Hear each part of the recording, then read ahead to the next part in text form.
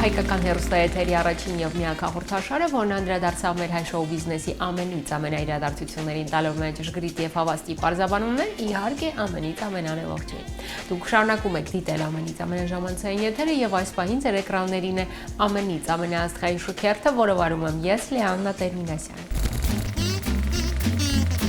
Դե իսկ այժմ հայտարարում եմ մեր այսօրվա հիմնական անվանակարգը՝ ամենից ամենաաստղային բակային խաղեր։ Եթե լինեմ առավել անկեղծ, ապա կխոստովանեմ, որ այս թեմային անդրադառնալու միտքը մեզ մոտ առաջացավ մեր ամենից ամենալավ բարեկամ Արա Գևորգյանի հետ զրուցելիս։ Խոսում էինք այն մասին, որ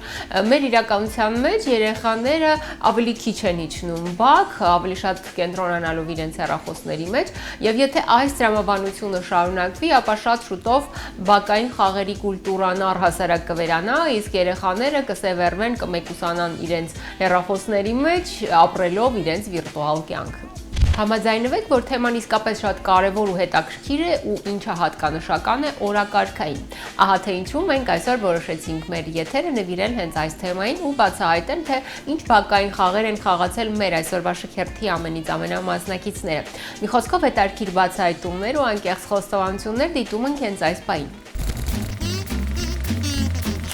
Բակային խաղերն ու առհասարակ բակային կյանքը հատկապես տղաների համար ունեցել է շատ կարևոր դասյարակչական նշանակություն։ Հենց բակում են տղաները սովորել, թե ինչպես պետք է պաշտպանել թույլին, լինել արդար ցանկացած իրավիճակում եւ փորձել հետևել բակի կամ թաղի հեղինակավոր հերոսների օրինակին եւ ձգտել մեծանալ իսկական տղամարդուն բնորոշ հատկանիշներով։ Եկեք բակային խաղ ասելով հասկանանք նաև ժողովրդական խաղ ասվածը եւ ավանդականը 1930-40 թվականներից հետո այլևս ավանդական խաղեր դժվար է գտնել գալիս է խորհրդային տարիների ժամանակահատվածը եւ անմիջական ազդեցություն ունեն խորհրդային տարիները խաղերի ձևավորման, կենցաղավարման, արտահայտման, դրսևորման վրա խորհրդային տարիների ավարտից հետո արդեն նորագույն փուլն է գալիս եւ այդտեղ էլ մենք տեսնում ենք որ այս ամբողջ հարյուրամյակի ընթացքում փոխվում է խաղի կանոնները առաջին հերթին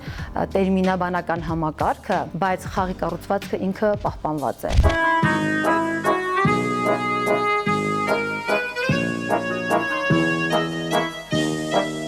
Ինչ է հասկանում ավանդական կամ ժողովրդական կամ բակային խաղ ասելով։ Մի համակարգ է, որ ունի նախապատրաստական, այդ ընթացքում տեղի ունենում խմբերի բաժանումներ, վիճակահանություն, հաշվեր եւ խաղի ընթացքը, որը արդեն բուն խաղի process-ն է եւ խաղի ավարտը։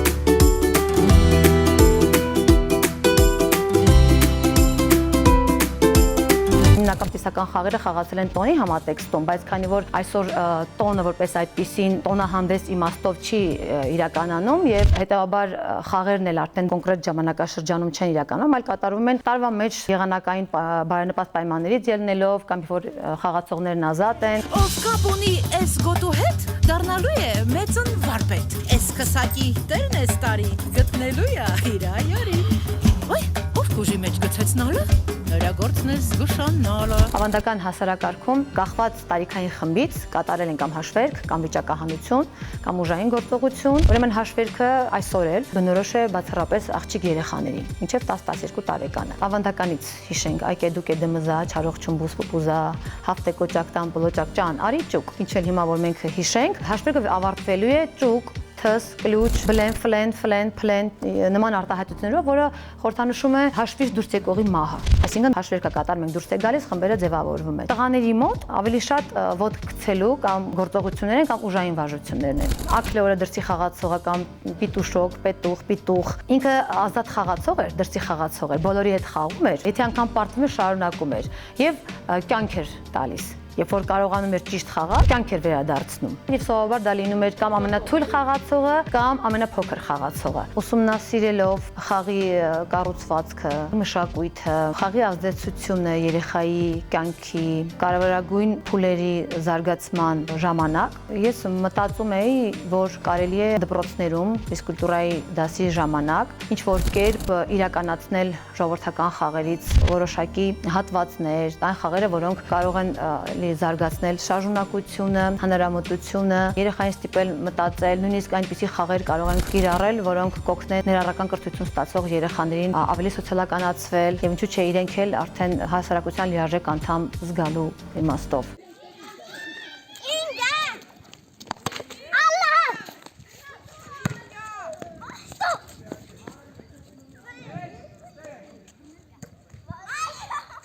Բակի մեծերը սեղանի տենիսի չափսերը չգիտեմ որտեղից վերցրել էին, պատրաստեցին Բակի համար։ Բաքում խաղում էինք տենիս, հետո Բակի չեմպիոն էին դառնում։ Իսկ այս պինգ-պոնգն ինչ բան է։ Նոր սեկցիա է։ Լսեք, բավական եղավ, դեշ տվեք այս սեկցիաներին։ Հենց ստացավ, որ Սպարտակ սպորտային ընկերությունում համբրծկամարտ էինք պարապում։ Ներքևն էլ սեղանի տենիսի մարզիչ կար, Հարություն Հակոբյան։ Ուներ էլ պարապել ենք, միջև սպորտի տեխնացու հասնում էինք, մասնակցում էինք մրցումների։ Բավականին մարդիկ դառան չեմպիոններ, ընկերներ ունենք, որոնք դառան սովետական միության չեմպիոններ։ Մեր Բակի Ստյոպան շատ լավ ֆիգուրա ուներ ու բոլորս ուզում էինք իրան նմանվեինք, որտեղ ինքը համ ուժեղ էր, համ ավելի ճանաչված էր, որ գնում էինք ման գալու 26 կոմիսարների այգին էր։ Սաղ ինքը արդեն իրան ճանաչում են, այ ասում էին Աթոն եկավ։ Մենք էլ լավ ուրախանում էինք, ես էլ որ սպորտային թեկումով ավելի լավ էի, բան ինքը ինձ ձեռը ուսից դնում էր ու գնում էինք քայլելով Հալավերդյան, Կինո Երևան, մտնում էինք հրապարակ ու Նալբանդյան փողոցով, Աբովյան փողոցով դեպի Կինո Մոսկվա։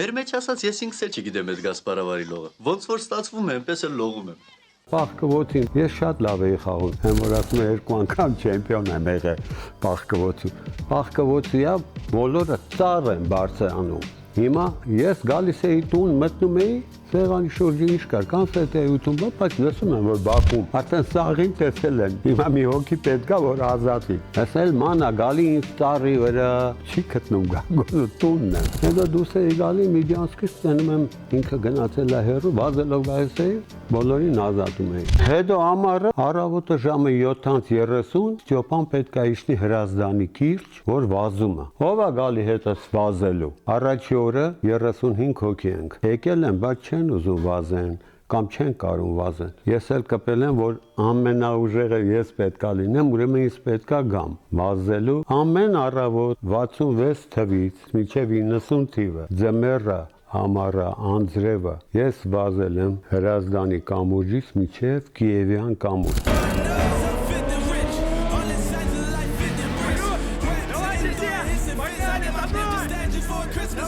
Նույնիսկ իմ տղան, որ պետքա տանեմ մանկապարտեզ, միջև մանկապարտեզը իմ հետ եկել է, վազել է, իհարկե ոչ այդքան, բայց մտնում էր ձմեռը, սառը ջերուն էր, լողանում էր, ես վրաս իմ շապիկը գցում էի իր ոտերի տակ, որտեղ քարի վրա կարած ոտը կպներ էլի, այնքան ցուրտ էր։ Երեխը սենց կսկվում էր բան, բայց լացել չկար։ Հետո այս ծառի ճյուղը վրան լիքը ձունը, թափ էի տալի, որ ընկնում էր մեր վրա, ոնց որ ասեղներով ծակսկ էին։ Ես կյանքիս մեջ ոչ ծխել եմ, ոչ խմել եմ, չեմ էլ փորձել, այդ ինչ բան է, ոչ մեկ չի հավատում։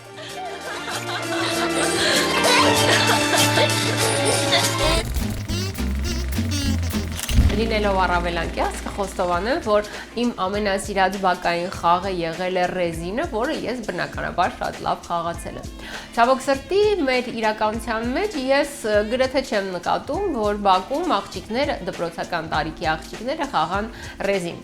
Իսկ եթե այդպես է, նշանակում է, որ ռեզինի կանոններն ու բուն էությունն մարդկանց համար գրեթե անծանոթ է։ Իսկ խաղում են ռեզին խաղը հիմնականում աղջիկները։ Նախապես կատարվում է վիճակահանություն, որի արդյունքում պարզվում է, թե որ խումբը պահելու է ռեզինը, իսկ որ խումբը ցատկելու է։ Խաղը սկսվում է առաջին հարկից, մինչև 7-րդ, 8-րդ հարկը, կախված նրանից, թե ինչպես են նախապես պայմանավորվել խաղի մասնակիցները։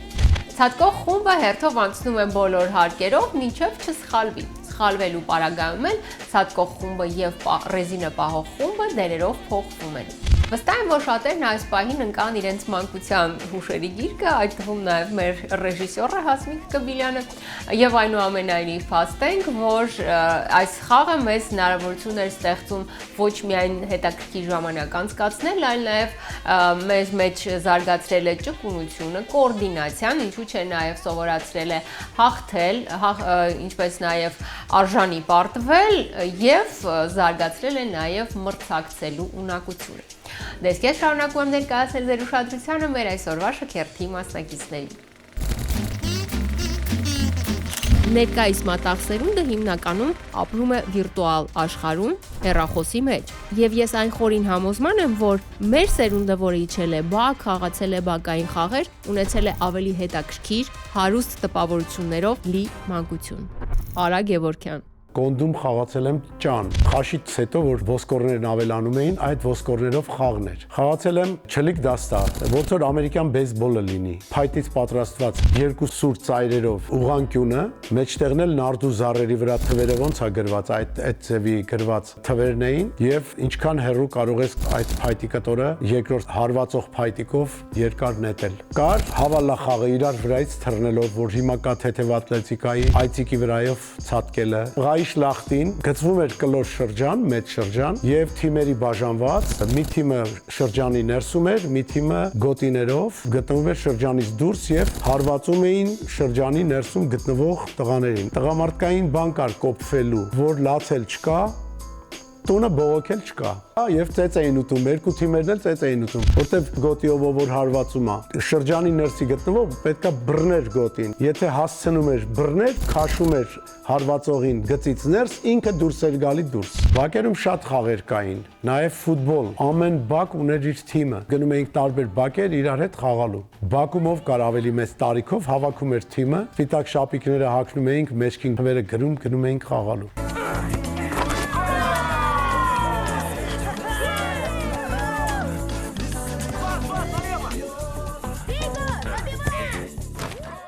Այսօր ես քանի տարի արդեն հեռուստատեսության եթերից եւ հիմա էլ եմ նույն կոչը անում, եկեք բակային խաղերը մտցնենք դպրոցներ, որովհետեւ սա այնքան օգտակար է մեր երեխաների համար, որ կկտրվեն հեռախոսներից, կկտրվեն կուզիկ լինելուց, չեն կուրանա այդքան հեռախոսի մեջ երկար մնալուց։ Արա Գևորգյանն իրեն բնորոշ նրբանկատությամբ մեր հայազգի հանդեպ նա շատ կարևորում է այդ բակային խաղերը, քանի որ այն խորին համոզման է, որ հենց բակում բակային թիմային խաղեր խաղալիս սկսում է ձևավորվել մարդ տեսակը։ Նույն խաղերը նույն բակում նույն երեխեքն էին խաղում, մի օր մեկն էր հաղթում, մի օր մյուսը, սակայն այդ հաղթելու ոգևորությունը այնքան մեծ էր, որ ամեն մեկս ուզում էինք չեմպիոն դառնալ։ Կարծում եմ դա էլ հետագայում նպաստում է, որ ինքդ այդ հաղթելու հոգեբանությունը զարգացնում ես ինքդ քո մեջ։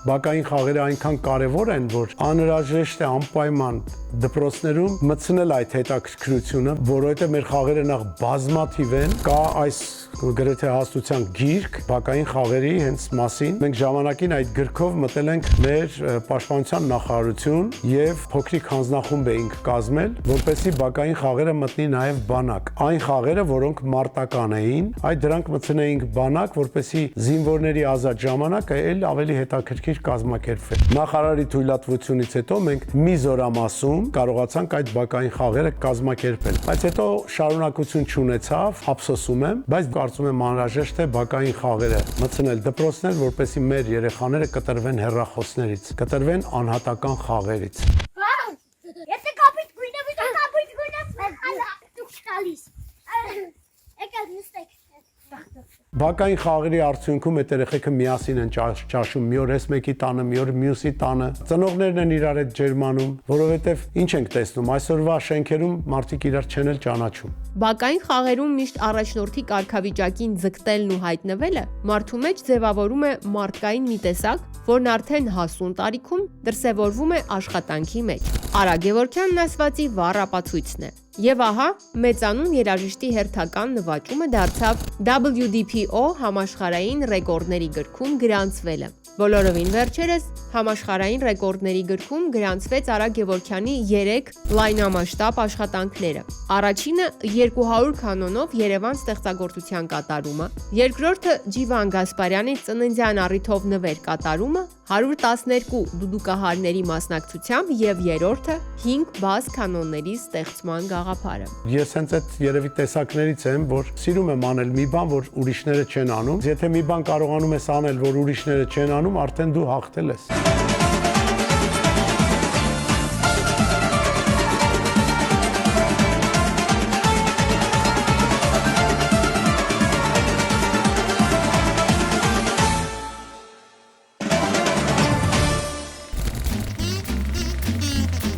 Եվս մեկ բակային խաղ, որը մանկության տարիներին խաղացել եմ ես, եւ այս անգամ խոսքը կլասի մասին է, որը հիմնականում խաղում էինք դասընկերուհիների հետ, երբ դպրոցի բակում սպասում էինք, թե երբ են գալու մեր հետևից ծնողները։ Եվ այսպես կլաս խաղալու համար նախ հարկավոր է կավիճ, ասֆալտե ճանապարհ եւ փոքրիկ քարեր։ Խաղի սկզբից կավիճով գծագրվում է այսպես կոչված կլասը, այսինքն վանդակներ, որոնց մեջ նշվում են թվեր 1-ից 10 որպես կանոն։ Խաղի առավելությունն այն է, որ խաղացողների թվաքանակը անսահմանափակ է։ Կարող է խաղալ նույնիսկ 1 հոգի։ Ամենակարևորը ճիշտ գցել քարը եւ մեկ ոտքի վրա ցատկելով անցնել բոլոր թվերով մեկ եւ հետ վերադառնալ նույն տրամաբանությամբ։ Այս խաղի միջոցով հնարավոր է լինում զարգացնել ճկունությունը, ճշգրտությունը եւ կենտրոնանալու ունակությունը, ինչպես նաեւ թվերի ճանաչումը, եթե այդ խաղը խաղում են փոքրիկ մանճուկներ, որոնք դեռևս ծանոթ չեն թվերին։ Դες ես շարունակում եմ ներկայացնել ձեր ուշադրությանը մեր այսօրվա շքերթի մասնակիցներին։ Ես ունեցել եմ շատ ակտիվ բակային կյանք, որն ինձ շատ կոփեց եւ դասյարակեց։ Եվ եթե այսօր ես այսպիսինն եմ, դրան մեծապես նպաստել է հենց բակային կուլտուրան։ Դմիտրի Պիսարենկո։ Սուբսարքիս եկեղեցին էր մեր բակում։ Այդտեղ ենք ապրում, որտեղ քանդեցին այդ մասնավոր տները, ինչ որ չափով գարաժներ կառուցեցին եւ այտենց խաղահարապարակ չեղավ։ Անցած տարիներ նոր ընդ 80-ականների ինչ բարեկարգեցին, բայց մենք արդեն ուրիշ տարիքում ենք։ Իսկ մինչեւ այդ որ քարուքանդ էր այնտեղ, մենք արդեն կինոներ ենք նայում, փորձում ենք այդ դրվագները, խաղանք այդ վաղտ արդեն 3 հրացանագիրները Դարտանյանով, Նյուլավի Միմստիցիլը, բայց այդ վաղտ էլի այտենց պետքա անցներ այդ սերնդային կատեգորիաները եւ աղջիկեք արդեն իրանց ինտերեսներով էին զբաղված, տղաները իրանցով հիմնականում ֆուտբոլն էր։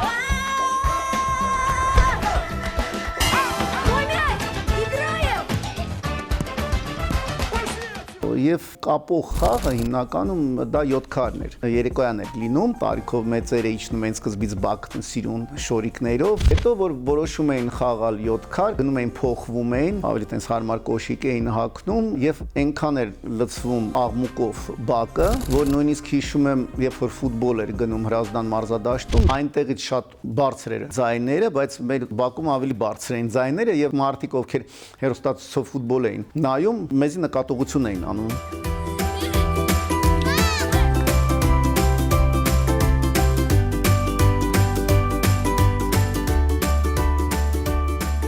Այդ ամենին Դմիտրի Պիսարենկոն հավելեց. Այն բակերում, որտեղ երեխեքը շատ էին, այնտեղ անպայման իրար մեջ ինչ-որ խմբակներ, մեկը մեկի հետ չի խոսում, մյուսը կռված է, ու այդ ժամանակ կային իրոք այդպիսի անձնավորություններ, որոնց մոտ գալիս են ինքը միջամտի ու հարցելուծի։ Օրինակ դիմացականները Լենին Պրավդա իզվեստիա, էլի։ Ես շատ լավ հասկանում եի կանոններից ֆուտբոլի եւ այն խաղերի սպորտային, որոնք մենք փորձում ենք կողքի բակերի հետ առօրյա մտցնել ու շատ ժամանակ որ ունենք այդ պայմանները, խաղականները պահպանվեն իդեալական ձևով, երբ որ վիճելի էր, ասում են լավ, դիմա ոնց կասի, տենց էլ կլինի։ Ասում էի գոլ է, գոլ չի, հավատում էին, էլ չէին վիճում, կռիվ չէին անում։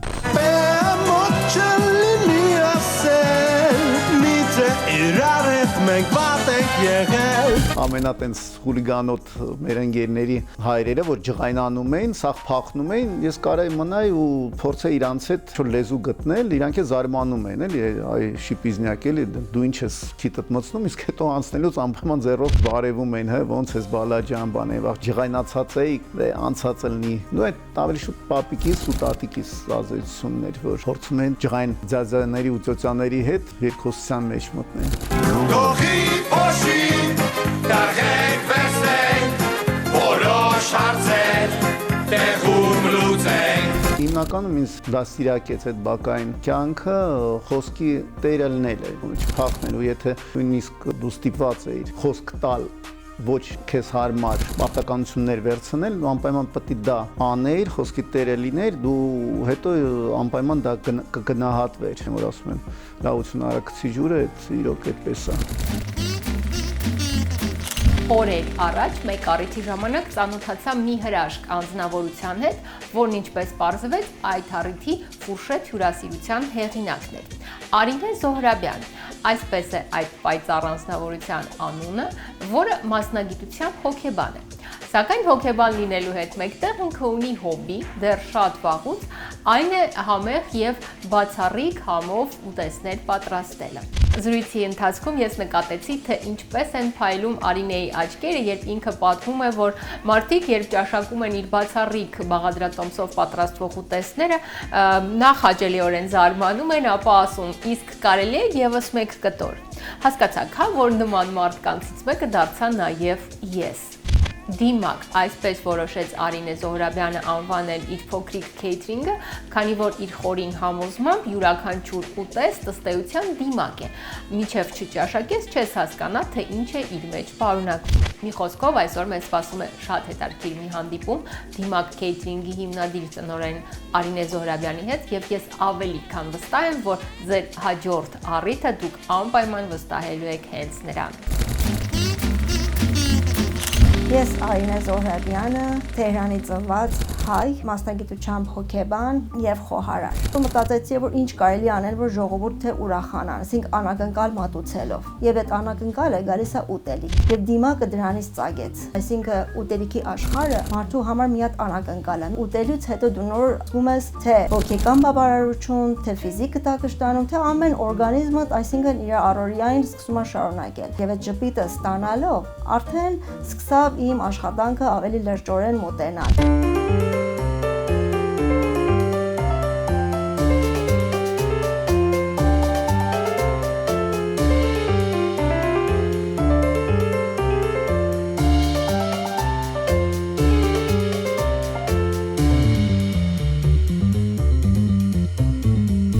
տարեկանից հայ մշակութային արարատ կազմակերպության անդամ եմ եղել Թեհրանում ու քիչ-քիչ ծանոթ էին դրանց հյուրընկալության, մանրամասն ծրագրերի, միջոցառումներին։ 12 տարի առաջ արարատ կազմակերպություն ես այն ժամանակ իրանց կենտրոնական վարչության անդամ էին եւ այդ թվականին Հայաստանից պետական պաշտոնյա հյուրեր այցելեցին Մարզավան եւ այդ միջոցառումին ես պատրաստել եմ իմ առաջին finger food-ը, ֆուրշետը, վերջում նույնիսկ իմ գործընկերները ոչ ոք չէր հավատում, որ դա այդ իմ սարքածն է, իմ ձեռքի գործն է եւ այդտեղից արդեն մտածա, որ չէ, Արինե, դու ճիշտ քայլ ես արել եւ շարունակի։ Արդեն սկսեցի, որ իմ սեփական խոհանոցն ունենամ եւ զուգահեռ, քանի որ հոգեբան եմ, սկսեցի մարմնամտային խանգարումների երեխաների հետ շփվել եւ իրանց ծնողների հետ։ Մտածեցի, որ կարելի է նման ընտանիքներին էլ քաջալերել, որ իրանց երեխան ընդունակ է ամեն ինչի։ Առաջի քայլը խոհարարության արվեստն է, որ պետք է զարգացնես այդ երեխաների իրանց ամեն դժվարություններով եւ ծնողներին էլ միջամուխ դարձնել նման աշխատանքների։ Շատ դժվար օրեր էին եւ այդ պահն հասա, որ երեխաներ իրանք թխում էին պեչենիներ, նաեւ նոր տարվա թեմայով, նույնիսկ վաճառքի գնաց այդ տարի իրանց ձեռքի պատրաստած պեչենիները եւ այդ ինձ համար շատ մեծ քայլ էր։ Իմ մեջ այդ միտքը առաջացավ, որ կարող եմ նաեւ մագիստրատուրայի պաշտպանման օրն էլ համալսարանում կարողանամ նման թեմայով հանդես գամ։ Հետո որոշեցինք ընտանիքով, որ պետք է տեղափոխվենք հայրենիք, քանի որ մեր տղան մեծանում էր, ես եւ ամուսինս որոշեցինք, որ նա պետք է մեծանա, եթե մենք մեզի հայ ենք անվանում, պետք է ապրենք Հայաստանում։ Դրա համար արտագաղթեցինք Հայաստան։ Սկզբում մտածեցի, որ նախ պետք է ուսումնասիրեմ Հայաստանի հայն համայնքին, իրանց մշակույթը, իրանց քիմքը, իրանց ուտելիքները, հետո դիմեմ նման քայլի, որ ունենամ իմ սեփական խոհանոցը։ Դիմակ քեյթրինգ անունով, նաեւ մտածում եմ, որ կարելի է սահմանափակ ընդունակության երեխերքին ներառել այս աշխատանքին, նախ սովորեցնել խոհարարության արվեստը, հետո ժամանակի ընթացքում նաև կարելի է նրանց որպես պաշտոնյա աշխատող ներառել մեր խոհանոցում։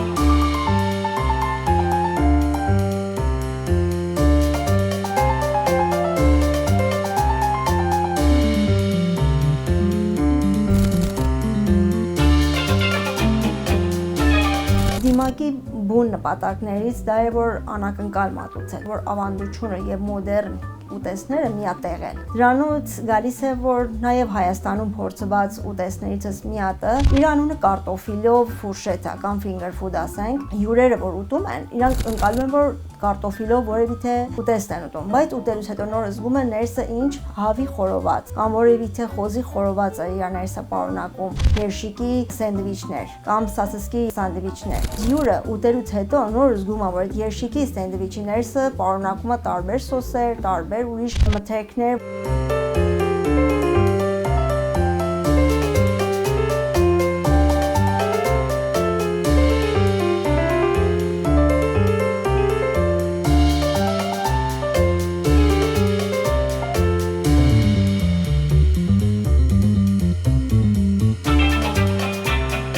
Իրանական ավանդական բրինձով պատրաստված բարբարիսով եւ հավով ուտեստ է, որը ես եկեմ էդի մեկտեղել եմ քուֆտայի տեսքով։ Դա կարելի է օգտվել նաեւ մեր տոն օրերին։ Իրա կողքին ունեմ մարոլով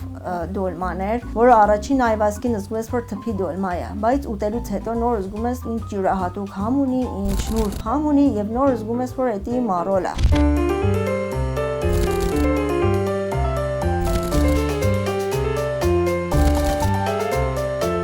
Իմ հաջողությունը մի հատ կետերից դա է, որ ես շատ հազվադեպ եմ օգտվում հաց։ 90% օգտվում եմ պատրաստված տնային խմորներով, որևիթե սենդվիչներից։ Իմ աշխատանքի գագաթը դա է, որ պետք է օգտվեմ ամենալավ որակի մթերքը, որտեղ միշտ պատկերացնում եմ, որ այդ իմ պատրաստված ուտեստը կարող է միա տան մեջ գնա, որ փոքր մի տարեկան երեխան էլ կարողանա ուտի, 100 տարեկան մարդն էլ կարողանա ուտի եւ ոչ մի խնդիր չառաջանա։ Ինչ որ պատրաստում եմ, նախ մենք ուտում ենք մեր ընտանիքով, հետո են փոխանցում, այսինքն ամենախիղճս լավ լինի, որ այսինքն ոչ մի բան չի պատահի այդ սեղանի համար։ Եվ իմ համար շատ մեծ պարզանք է, որ կարողացամ Հայաստանի ժողովրդին էլ անակնկալի բերեմ, հուշ հիշեցի Հայաստանում։ Մի հատ միջոցառում էր եւ պատրաստել էին տարբեր ուտեստներ եւ Հայաստանից օգտվել էին պինեմելիները։ Մատուցել էի տարբեր սոսերով եւ ուրիշ տեսքով էր։ Ոչ ոք չէր համարձակվում, որ մոտենար պելիմենի համը փորձեր։ Մի հատ երիտասարդ աղջիկ մոտեցավ եւ ասավ՝ ես կփորձեմ։ Ուտելուց հետո ինձ ասավ՝ վայ, էս ինչ լավն է, ես ուրիշ բան էլ չեմ ուտելու։ Իրանից հետո քիչ յուրերը, այսինքն մոտիկանալով, կարելի է մենք էլ փորձենք ու արդեն փնտրում էին, որ տեսնեն ով է պատրաստել այդ պելիմենին, որ կարողանան ես բաղադրատոմսը վերցնել։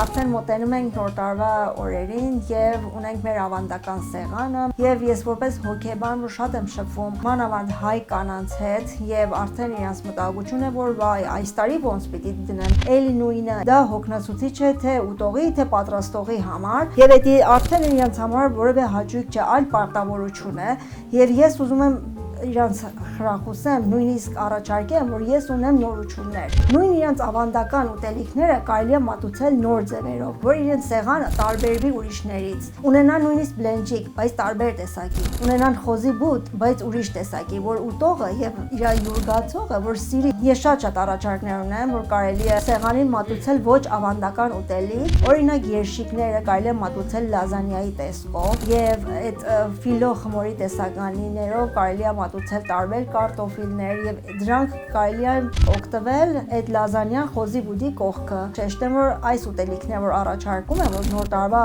մեր սեղաններին զարդարի մեր սեղանները, դրանք ոչ մի կերպով մտահոգություն չառաջացնի, որ կարելի է մի քանի ժամ մնա սեղանին, այլ այդ կարելի է մնալ ժամերով։ Այնպես որ սիրելի հայրենակիցներ, ես պատրաստ եմ ձեր նոր տարվա սեղանը դարձնել յուրահատուկ։ Դիմեք ինձ, ես սիրո բոլորին կօգնեմ։ Գալիք 2026 թվականին իմ երազանքներից մեկն է դա, որ կարողանամ ասպիրանտուրաս ավարտեմ եւ կարողանամ ունենամ իմ սեփական խոհանոցը։ Մաղթում եմ մեր հայ երիտասարդներին 2026 մեծ թվին, որը իրենց երազանքները ամենայն եռանդով եւ ռիսկային գնան, հետևեն եւ նպատակասլաց ձևով իրականացնեն իրենց երազանքները։ Եվ ոչ մի դժվարություն թող իրանց այդ առիթը չտա, որ հետ նահանջեն, այլ ավելի բարձր ուժերով եւ մեծ եռանդով շարունակեն։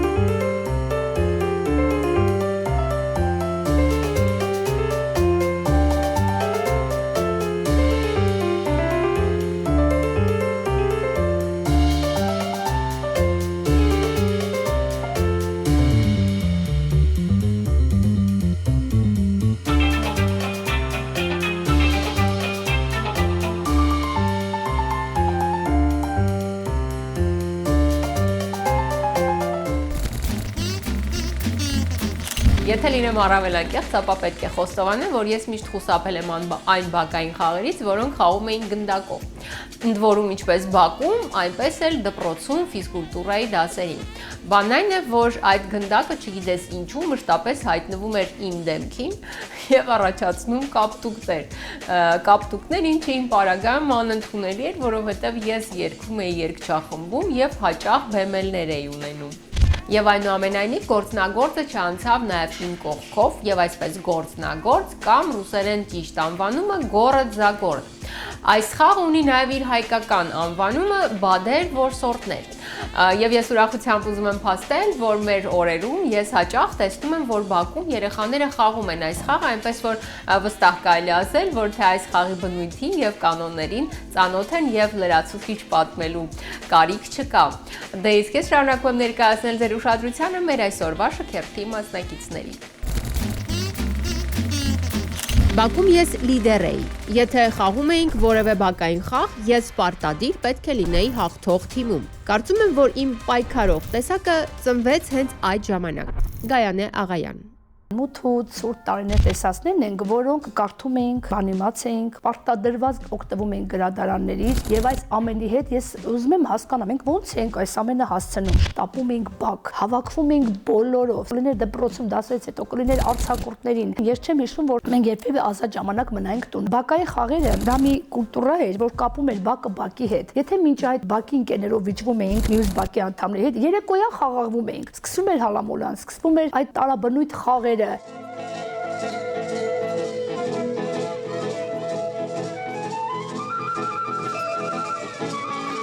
խաղից դու դուրս գայիր գնայիր տուն, դու էլ արդեն այդ լիդերը չէի լինի։ Ում որ տեսնենք տունա գնացել, այլևս չխաղալու։ Այդ ձայնը լսելով ռիսկի էի գնում, ու խմում էի, ծնողներս էլ ասում էին մի հատ նայեք այդտեղ պատուհանից, հոյի անունը չեն տալիս, բայց այնքան արագ էի գալիս մի արդար ձևով, մի բան էլ ես էի այսպես մունատ գալիս, որ ես ինչի՞ չէի այսքան ժամանակ ինձ գտնում։ Գայանեն անկեղծ խոստովանում է, որ ակտիվ բակային խաղերից բացի ինքը կազմակերպում էր նաև իրավիճակային խաղեր։ Շաբաթական 2 անգամ պետք է օգտվել գրադարանից, այնքան էի օգտվել, այնքան էի կարդացել, ինձ տալիս էին այնտեղ թատերական բաժիններ, գլխավոր դերերը ես էի տանում։ Ես սիրում էի թատրոններ, ներկայացումներ, համերգներ, երգեր, եւ ես ասեցի ինչու՞ չէ, ոչ, տարածքը ունենք, ավտոտնակ ունենք, կարելի է բացել փոքրիկ գրադարան։ Եվ ես այնքան էի սիրում այդ գրադարանավարուհու գործը, այս քարտերը, այդ հոտը, եւ ես ասում եմ, ո՞նց անեմ այս քարտերից մենք էլ ունենանք, որոշեցինք ամեն մեկս մի քարտ վերցնել եւ մենք 4-5 հոգով այդ փոքրիկ քարտերը վերցրեցինք։ У нас 5 минут.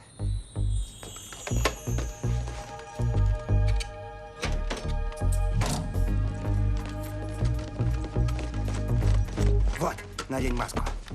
Ամեն մեկս պիտի լռեինք սրա մասին, բերեցինք այսպես դրեցինք մեր պահարանի մեջ եւ բացեցինք մեր գրադարանը։ Բոլորս գրքեր էինք բերում, շատ հասուն տարիքի գրքեր էին եւ մեկ օր, երկու օր եւ մայրս նկատեց, որ մենք քարտերն էինք վերցրել, խոսեց, ճողայնացավ, բոլորս նույնքեր ինչպես բերել էինք, այնպես խմբով նորից տարանք գրադարան եւ այնքան ջեր մեզ ընդունեցին եւ ասին դուք ինչքան շատ եք սիրում գիրքը, այս գործը, որ դուք այսպես մեզ եք ուզում կրկնօրինակել։ Победа հաղթանակ, Красная Москва, Կարմիր Մոսկվա, Լյագուշկա եւ այլն եւ այլն։ Ահա այս բոլոր բակային խաղերով մեծացավ Գայանեն եւ իր բակային ընկերները։ Երբ որ մենք խաղում ենք պապեդա խաղ, պարտադիր պետք է գնդակը լիներ կաշվե գնդակ, որպեսզի ինքը կարողանային կտրեին։ Գնդակն ինչ է, մի գնդակ էլ չունենք որ խաղանք։ Ոչինչ, բաղներանց գնդակ խաղացեք։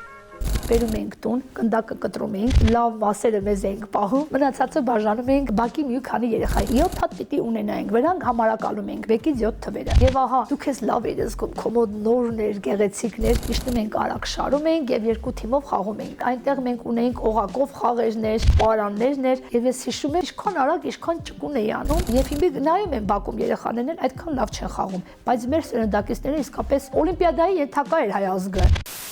Կապ չունի ինչքան դժվար էին պայմաններս, վերադարձրեք 90-ականներս, շատ ջահել ու երջանիկ էին հերսումերս, վերադարձրեք 90-ականներս, անպիման համար էին կողքի ընկերներս, վերադարձրեք 90-ականներս։ Երբ որ պարտվում էին, մեկը մյուսի աչքից այսպես ասած ընկնում էր եւ երկրորդ անգամ երբ որ պիտի խաղայինք, թիմերի էինք բաժանում, դու արդեն թույլ էիր, քեզ նայում են թույլի աչքով, լավերն էլ գիտեք ովքեր էին, համարձակ, կերպարային, իրենց խոսքը կշիռ ունեցող երեխաներն էին։ Իմ ջոգատես աղջիկներն ու տղեկը ահա որ ուժեղ ու ակտիվ խաղացան։ Ոյ։ Ուժեղ խաղացան, բայց Ալիգարդն է չդեմ։ Եո մեկ են կրել։ Ակերնը չկրվի։ Այդ ամենին Գայանե Աղայանը հավելեց. Հենց այս խաղերն են օգնել յուրաքանչյուրիս ավելի գոտե պնդվել, մեկս մեկի լինել թիկունք եւ պաշտպանել, պահպանել այն տարածքը, որտեղ մենք բնակվել ենք։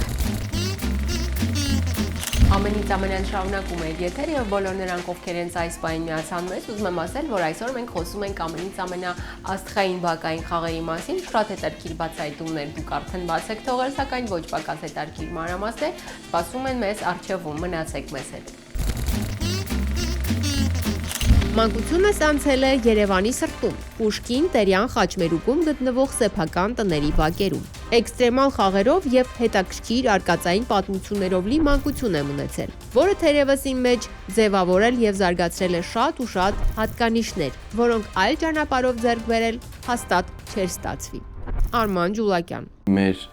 տները այն շատ հին տներից էին ու բոլորս միասին շատ հետաքրքիր խաղեր էին խաղում։ Իդեպ պահկվոցիներն էր շատ լավ անցնում մեր բակերում, որովհետև շատ պահկվելու տեղեր կային։ Մի օինը կարար ժամեր տևեր, որտեղ տենց մտնում էր հարևանի տուն, այն էլ ասում էր վայ բալես, տարիլը մի հատ բաժակ ջուր խմի, տենց ու տենց լիքը պահկված մնում էր ընտեղ։ Հետո ի հայտ եկան այն լովիս ծամոնի այն թղթերը հո էինք անում սենց ձեռների մեջ, սենց ֆիլմեր կային նոր էին դուրս եկել այն ժամանակ, այդ Տարզանը, Ռոբինզոն Կրուզոն, այն Մաուգլի բան ու մեր բակերում շատ տենց հետաքրքիր մեծ թթի ծառեր գոյություն ունեին։ Մենք տենց որոշել էինք, որ ասենք այդ հերոսները պետքա լինենք, այդ ծառերից չէինք իշխում։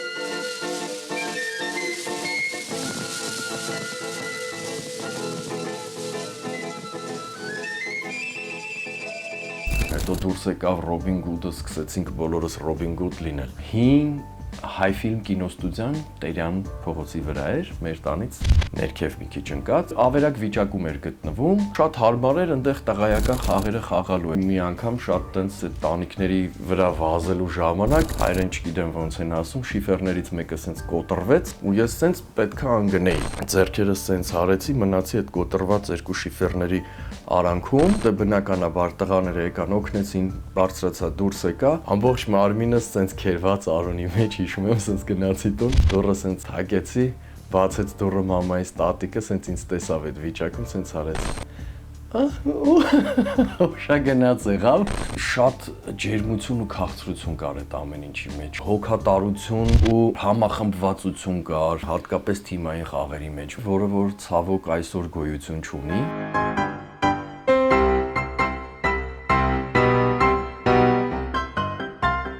Արմանն իր մանկավարժական պրակտիկայի ընթացքում հասկացել է մի պարզ ճշմարտություն, որ տարեց տարի մատաղ սերունդը հեռանում է իրական կյանքից, որն այդ տարիքում սովորաբար եռում է բակում։ Շատ դժվար է երիտասարդ սերունդի հետ հարաբերվելը, որովհետև իրանք անդադար այդ հեռախոսների մեջ են ու իրանց միտքը կայուն չի։ Ես ինքս այդ սերունդի հետ աշխատելով հանդերձ այդ տեսնում եմ։ Չգիտեմ, կյանքը մի տեսակ տեղափոխվել է ինտերնետ ու այս իմ սահմանապար պրոյեկտի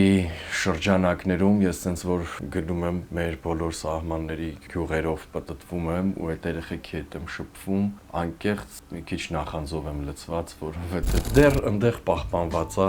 այդ շփումները, որը որ շատ կարևոր է։ Ես հիմա պետք է շուր գամ այս կողմ, որ ձեռքս աշխատի։ Հիմա այս ամեն ինչը բոլորս միասին ենք անում, ոչ թե հերթով։ 1 2 3 4 Այդ ամենին Արման Ջուլակյանը հավելեց. Բացի այդ ֆիզիկական խաղերը, շատ ժամանակ խաղում էինք շատ ինտելեկտուալ խաղեր, ասենք, չգիտեմ, քաղաքների վերջի տառերի անունով բառերը, որ ասենք հոգնում էինք այդ վազվզուկներից, նստում էինք մեր բակում ու սկսում էինք տենց խաղալ։ Բանաստեղծություններ ասել, տվյալ, ասենք, գրողի բանաստեղծությունները ով ավելի շատ կիմանար։ Ու այդ յուրաքանչյուր տեսակի խաղը զարգացնում է մարդու եւ միտքը, եւ ֆիզիկականը, եւ ինտեգրումը կոլեկտիվի մեջ։ Եվս մեկ ամենից ամենաաստղային մասնակից մնաց ներկայացնել ձեր ուշադրությանը, ով անկեղծ խոստովանել է, թե ինչ բակային խաղեր էր խաղում ինքը մանկության տարիներին, դե իսկ ես առանց չհրաշալու ձեր համբերությունը հանձնում եմ եթերը նրան։ Ես պատկանում եմ այն սերնդին, որ դեռ խաղացել է բակային խաղեր, բայց նաև կամաց-կամաց ինտեգրվել է վիդեոխաղերի կուլտուրայի մեջ։ Արևիկ Հակոբյան։ Ուզում եմ մի առանձնացնել մեկը, որը համ հայկական է, համ տրադիցիոնալ է, համ մշակութային է, համ ռիտուալ է։ Դա ջանգյուլումն է ինձ համար, որտեղ մեծերից մեկը իր պարտքն է միշտ համարեմ, մայիսի վերջերին ասի, բայց ջանգյուլում չեք խաղում ու հավաքվում ենք։ Բոլորս հավասար բաշխում ենք մեր աշխատանքը ու գնում ենք տներով։ Նախ առաջին հերթին մենք ջանգյուլում ենք երգում, գովերգում ենք մեր ջանգյուլումը, մեր հարսին, հետո գնում ենք տուն։ Տանը գովում ենք տան տիրոջը, նայած թե ինչ անուն կտային։ Ու ինչքան շատ էին գովում, այնքան շատ մեզ համովություններ էին տալիս։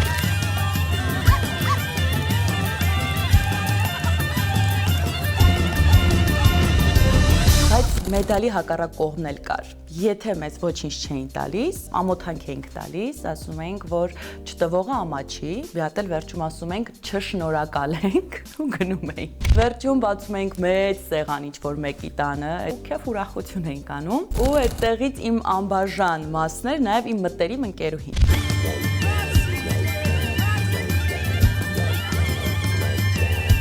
Խաղերից նաև մեկը ճամբար ենք կազմակերպում ու ինչ եմ հայտնաբերել, որ այս բակային խաղերը ձևավորել են ինձ, հատկապես ճամբարը, ինչու, որովհետև ես հստակ գիտեի, որ ես պետք է մեծարեմ ընտանիքս, հատկապես մորս, ու մորս մասի մի հատ պաթետիկ բանաստեղծություն էի ասում Շիրազից, մորս սրտի հետ աշխարհն եմ չափել ու պետք է անպայման լացացնեի մամաներին։ Հայաստան ազգ փառապանց երգն է երգում, մի հատ հայրենասիրություն էի ոգևորում ու հասկացա, որ այդտեղ նաև ձևավորեց իմ արժեքային համակարգը, բացարձակ արժեքը հայրենիքը, ընտանիքը ու ընկերությունը։ Հիմա ասեմ ընկերությունը ոնց ձևավորեց։ Քանի որ իմ բակային, մանկության, դպրոցական, պատանեկության եւ հիմա մինչեւ այժմ իմ լավ ընկերուհին Դիլիթը մենք մի 20 տարուց ավելի իրար հետ ընկերություն ենք անում, քույրերի պես ենք։ Մեր փողոցում մենք խաղում ենք մի օր աչք կապոցի, բայց դաղալ ենք։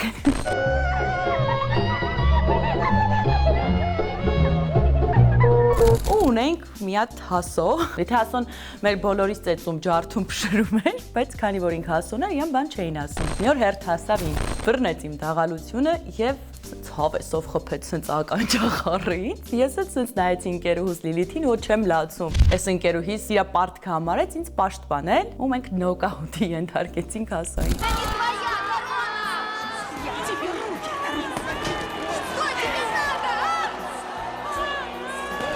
Ներիր մեզ ասում։ Արևիկն անկեղծ խոստովանում է, որ մանկության բակային խաղերն անշուշտ խանգարել են հարևանների անդորը։ Ոմանք մոտենում էին ըմբռնումով, իսկ ոմանք ոչ։ Բռնոցու ժամանակ մենք վնասել ենք մեր հարևանի խաղողի վազը։ Ինքն էլ ասաց մի հատ կին էր լաչար։ Մենք որոշեցինք մեր շորերը փոխենք, յանի հետ մենք չենք եղել, վсё։ Գնացինք շորերներս փոխեցինք, եկան կանգնեցինք հանցագործության վայր։ Նա եկավ, երկուսիս ականջներից բռնեց, տարավ մեր տները, անպատվեց բոլորից։ Ու հիմա որ մեր բակում ինչ որ սենց աղմուկ եմ լսում, մեկ ուզում եմ ասեմ հանդարտվեք, հիշում եմ այդ կնոջը, ասում կարող է ես իրան եմ նմանվում։ Զսպում եմ, ասում ոչ, չենք խոսում ոչ մեկի վրա, թող աղմը կեն։ Սակյանքա, կտորվում ենք, կտորվում։ Մարիս հանգստած, please relax։ Այդ ամենին Արևիկ Հակոբյանը հավելեց. Ինչպիսի մարդ կձևավորվես հետո, այդ բակային խաղերը շատ կարևոր է։ Հեշտ է հետո շփումդ լինում, օրինակ ինձ համար հիմա շատ ես հեշտ կարող եմ շփվել մարդկանց հետ։ Մեկ առիթով ես ասացի ձեզ, որ երբ ցանկանում եմ հարազատներիս կամ ինձ սիրելի մարդկանց հետաքրքիր անակնկալ պատրաստել, ապա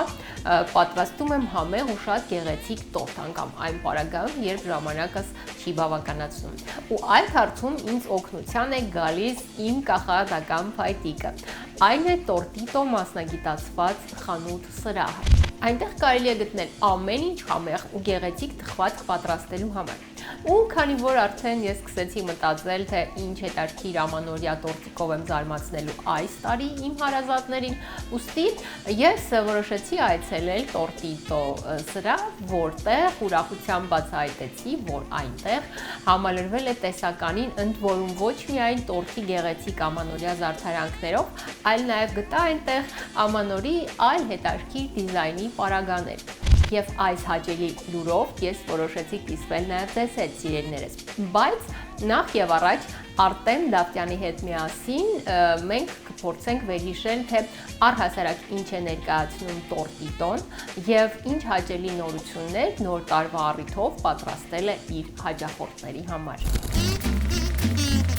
Բիզնեսը հիմնել ենք 2014 թվականին, ամեն ինչ սկսվեց նրանից, երբ մեր որդու ատամհատիկներ, ու մենք պետքա պատրաստվեինք, ոնց որ մի մասը մի խանութից էին գնում, մի մասը մյուս խանութից, ու տենց շատ փնտրեցինք, մինչև գտանք մեր ուզածը, էլ ամբողջը չէր, եւ կնոջս հետ միասին որոշեցինք այդ բացը լրացնել ու ստեղծեցինք խանութ մասնագիտացված, տոնական պարագաների, փուչիկների մասնագիտացված խանութ, որը կլիներ վայր, որտեղ որ հաճախորդը կմտներ ու ամեն ինչը մեկ վայրից ձեռք կբերեր։ Իսկ ինչը որ շուկայում չկար, արկա չէր, մենք ձգտում էինք ինքներս պատրաստել եւ լրացնել հաճախորդի պահանջները։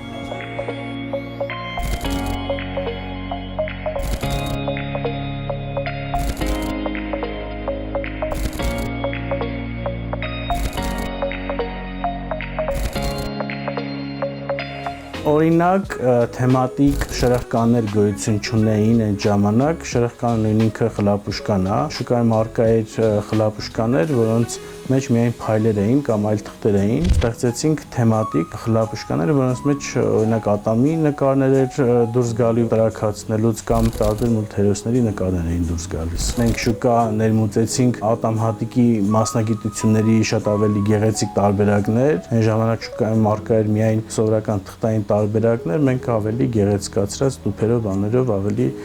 ճոխ տարբերակներ ներմուծեցինք։ Եվ իհարկե շատ ավելի տարբեր բաներ, որ շուկայում առկա չէր, մենք ինովացիա ենք արել։ Ունենք նաև փուչիկների եւ գազով փուչիկների լայն տեսականի։ Այս պայն ունենք ծննդյան, ատամհատիկի, 40 օրեկանի, կնունքի, գենդեր փարթի, նորածնային արարողությունների հետ կապված բոլոր անհրաժեշտ պարագաները, որպեսզի այդ առիթները դառնան ավելի անմոռանալի եւ գեղեցիկ։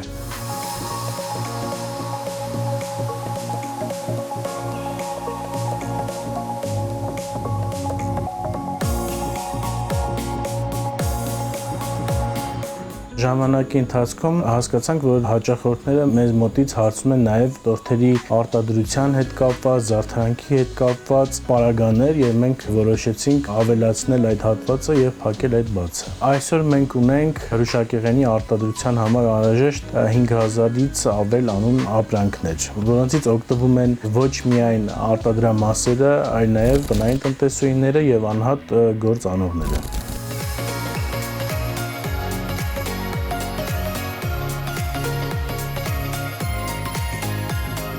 Մեր հաճախորդներին մենք առաջարկում ենք հրուշակեղենի արտադրության համար հումքեր, որոնցից են սերուցք, խտացրած կաթ, օրինակ կակաո, ջնարակ, շոկոլադ, ժելատին, մաստիկա,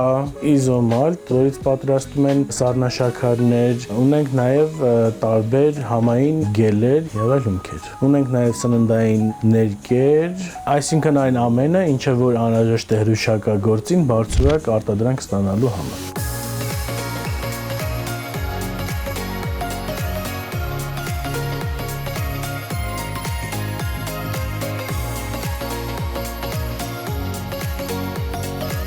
Ունենք նաև տարբեր գործիքներ արտադրության համար, կաղապարներ, սիլիկոնե, մետաղական, օրինակ շոկոլադների արտադրության համար կաղապարներ ունենք, տարբեր կտրիչներ, որոնք անհրաժեշտ են թխվածքաբլիթներ պատրաստելու համար, սառնաշաքարներ պատրաստելու համար էլ ֆորմաներ ունենք, օրինակ այդ իզոմանտը հալացնում են, լցնում են այդ ֆորմայի մեջ, փայտիկը դնում են եւ դառնում է այդ սառնաշաքարը։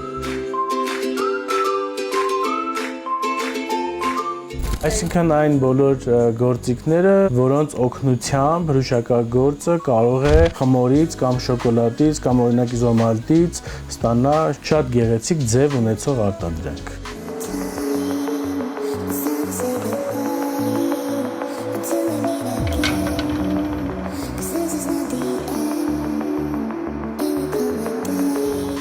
Ունենք նաև տորթերի կամ ընդհանրապես հրուշակեղենի զարդարելու համար անհրաժեշտ դեկորներ, մասնավորապես շաքարային դեկորներ ունենք մեծ տեսականի, մարդուկներ, տարբեր մուլթերոսներ, ծաղիկներ, որոնցով հաճախորդը կարող է զարդարել տորթ։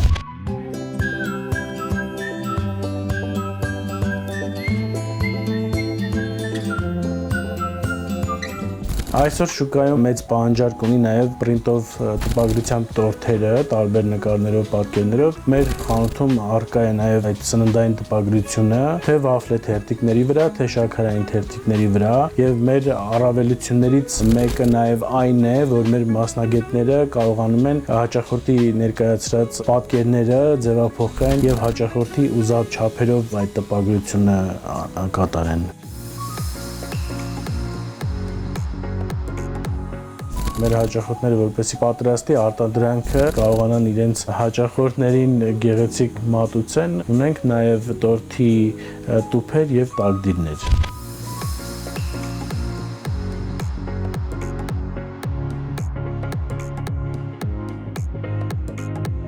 Առջևում ամանոր է եւ մենք արդեն պատրաստ ենք, տեսականին համալրել ենք անհրաժեշտ տոնական պարագաներով, դեկորներով եւ զարդարանքներով։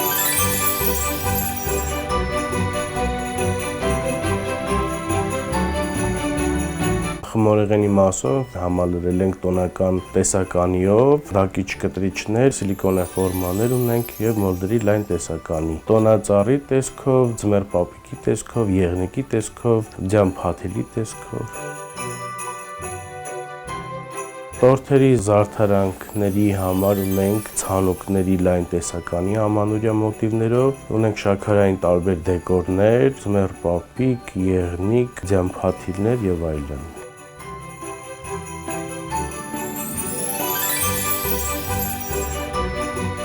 Ունենք տարբեր դեկորներ ինչպես տան, այնպես էլ գրասենյակի, ինտերիերի զարդարանքի համար եւ ունենք նաեւ ամանորյա սեղանը զարդարելու համար բազմապիսի դեկորներ։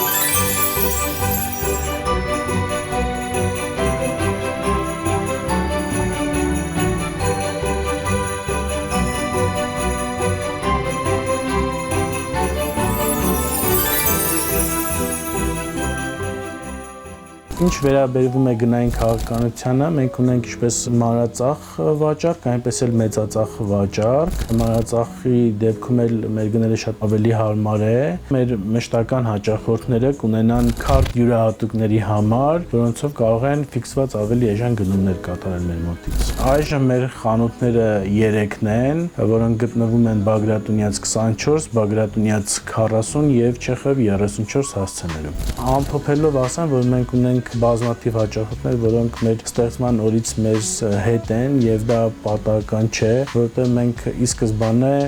որդեգրած ենք եղել կարգախոս, որն է ազնվություն, արդարություն, բարեխղճություն եւ մենք այնպես ենք միշտ արել, որպեսզի մեր հաճախորդը գոհ լինի մեր մատուցած ծառայություններից։